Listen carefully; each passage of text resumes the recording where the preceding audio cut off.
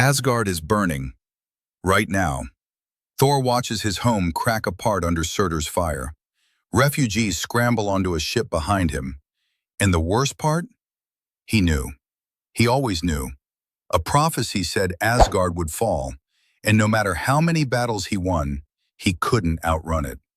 But Ragnarok isn't the worst prophecy in Marvel. Some are worse. Some have already come true. And one was so terrifying that Doctor Strange looked at it and said, "There's nothing I can do." Ragnarok. Ragnarok isn't just a movie title. In both Norse mythology and Marvel Comics, it's the prophesied twilight of the gods, the complete destruction of Asgard and the death of nearly everyone in it. Odin dies, Thor dies, Loki dies, the 9 realms burn. And then, in the cruelest twist of all, everything is reborn, and the cycle starts again. In the comics, the Asgardians have already lived through multiple Ragnaroks. Not one, multiple. A group of parasitic cosmic beings called those who sit above in shadow were feeding off the energy of this cycle, engineering the destruction and rebirth of Asgard over and over like a battery they kept recharging. Every time the gods were reborn, they had no memory of the last time they died. Think about that for a second. Thor has lived and died and been reborn more times than he knows. And in Thor Volume 2, he finally discovers the truth about the cycle. Instead of trying to survive another Ragnarok, he destroys the world tree Yggdrasil itself, severing the connection between the 9 realms to break the loop. It works. But in doing so, he wipes every Asgardian out of existence, including himself. He chose oblivion over being a puppet of fate. Deep down, Thor hides the full memory of those past Ragnaroks, even from himself. Because remembering every time he's watched his father die, every time he's felt the world burn around him, every time he's been reborn into the same doom cycle, that would break something he could never repair. He fights like he has everything to lose. But the truth? He's already lost everything more times than he can count. And he's terrified that one day he won't want to come back. But Ragnarok wasn't even the prophecy that scared the gods the most, because there was one foretold specifically about Thor himself. One that promised not just his home would burn, but that he would die. And not even Odin could stop it. Thor versus the Midgard Serpent. One of the most famous prophecies in Marvel Comics is simple and brutal. Thor and the Midgard Serpent, Jormungandr, are destined to kill each other. No exceptions, no loopholes. Thor will slay the serpent, and then he will take 9 steps and fall dead from its venom. Odin knew this, and he was so desperate to cheat fate that during one false Ragnarok, he secretly replaced Thor with a human named Red Norval, who had been given Thor's powers. Norval fought the serpent, Norval died, and for a brief moment, Odin believed he'd tricked the prophecy. But fate doesn't negotiate. In Walt Simonson's legendary Thor run, issues 379 through 380, the real Thor finally faces Jormungandr.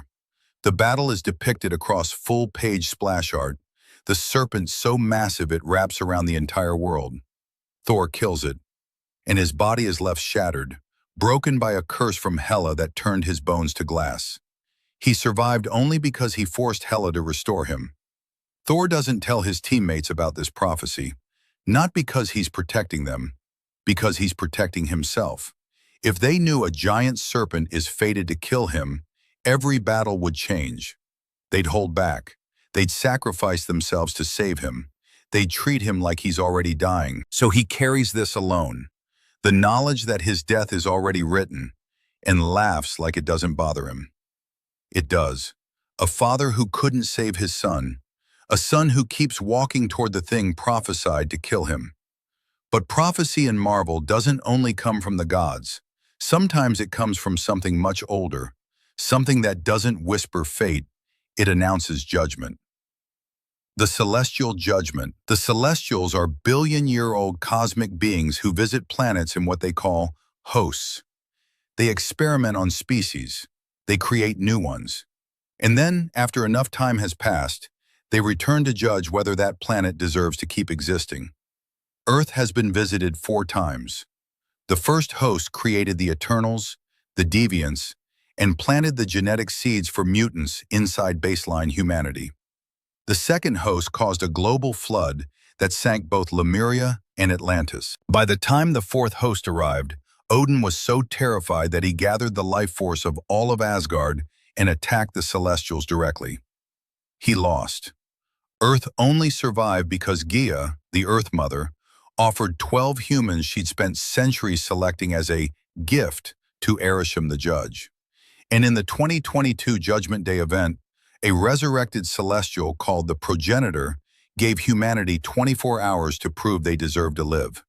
It judged every single person on Earth individually, heroes, villains, civilians, and it found humanity unworthy. The only reason Earth survived was because Ajax convinced the Progenitor that it too had failed its own test. The Avengers don't know about the celestial tests. Tony doesn't know. Steve doesn't know.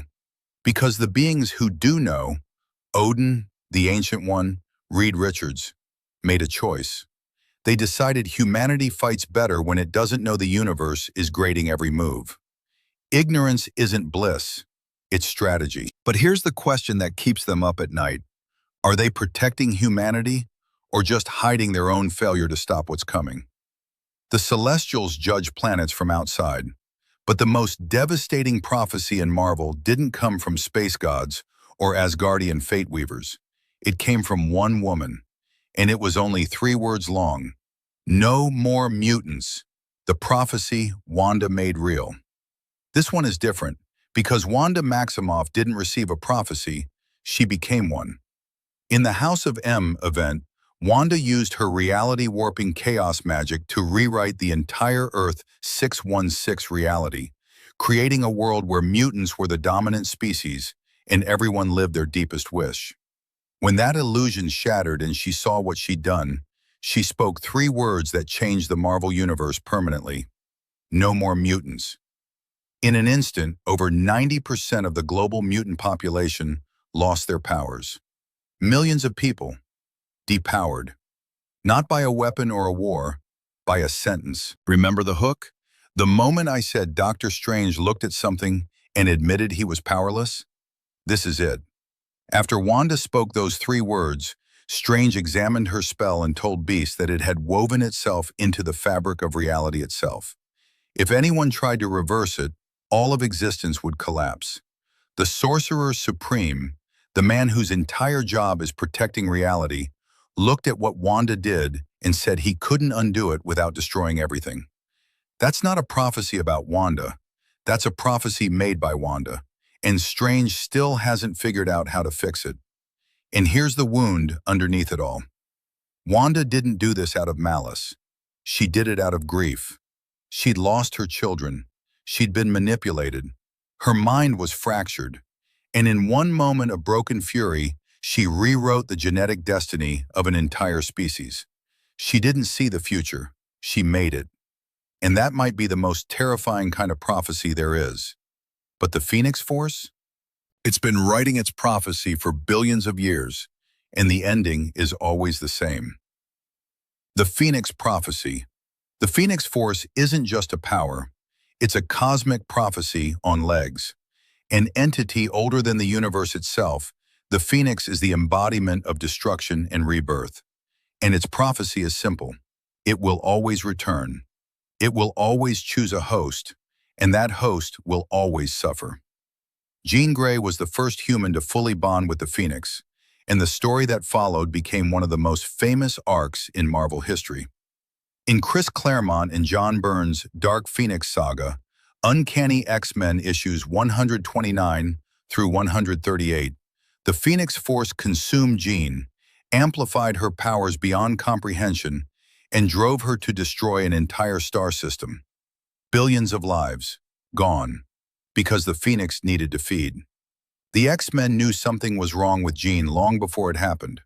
Professor X sensed the cracks. Scott Summers watched her behavior shift. But nobody acted fast enough because nobody wanted to believe the person they loved was becoming a weapon of mass extinction. Jean knew something was wrong too. Months before Dark Phoenix, she felt the fire whispering. But she didn't tell anyone. Not Scott, not Charles. Because admitting the voice in her head wasn't hers meant admitting she might already be gone. The tragedy of the Phoenix isn't the destruction. It's that Jean watched herself become a monster and said nothing, hoping love would be enough to pull her back. It wasn't, and it keeps happening. In the 2012 Avengers vs. X-Men event, the Phoenix split itself among 5 X-Men: Cyclops, Emma Frost, Namor, Colossus, and Magic. And each one was corrupted until Cyclops absorbed the full force and killed Professor X, his own mentor. The pattern repeats: host, power, corruption, loss. The Phoenix prophecy is about watching someone you love become something terrifying. But the final prophecy on this list, it's about watching yourself become something you never wanted to be. And it takes thousands of years to play out. King Thor, the prophecy at the end of time. Every prophecy we've covered so far is about destruction arriving too soon. This one is about what happens when a god lives long enough to see everything end. In Jason Aaron's Thor run, we're shown a future where Thor has finally become the All-Father. Not young Thor, not the Thor you know from the movies. This is King Thor. Old, scarred, missing an arm and an eye, just like his father Odin. He's ruled the 9 realms for countless centuries, and he's watched everything die. By the time we reach King Thor's final days, depicted in the 2019 miniseries King Thor by Aaron and Esad Ribic, there is no life left in the universe. Stars have burned out. Planets are dust. The only 2 beings still alive in all of existence are Thor and Wolverine, a god and an unkillable mutant, sitting in the dark at the literal end of time. Thor always knew it would end this way. The whispers of the World Tree, the warnings from the Norns, all of it pointed to the same conclusion. His reward for being the greatest protector the 9 realms ever had was being the last one standing in an empty universe with nothing left to protect. But instead of surrendering to it, Thor does something extraordinary. In King Thor issue 4, he passes Mjolnir to his granddaughters and sacrifices the last of his cosmic power, the all-force inherited from Odin, to reignite the universe. He pours everything he has, his godhood, his life force, all of it, into creating new stars, new worlds, new life. The universe is reborn, and Thor finally dies. Not in battle, not in a blaze of glory, in an act of creation. The God of Thunder's final act isn't destruction, it's giving birth to a universe that will never know his name. Every other prophecy on this list ends in loss. This one ends in a gift. And somehow, that makes it the saddest one of all. Here's what every prophecy in Marvel has in common. They don't just predict the future, they trap people inside roles they never asked for. Thor, the doomed. Wanda, the destroyer. Jean, the host. Earth, the defendant. And the cruelest part? The people closest to the truth are the ones most powerless to change it.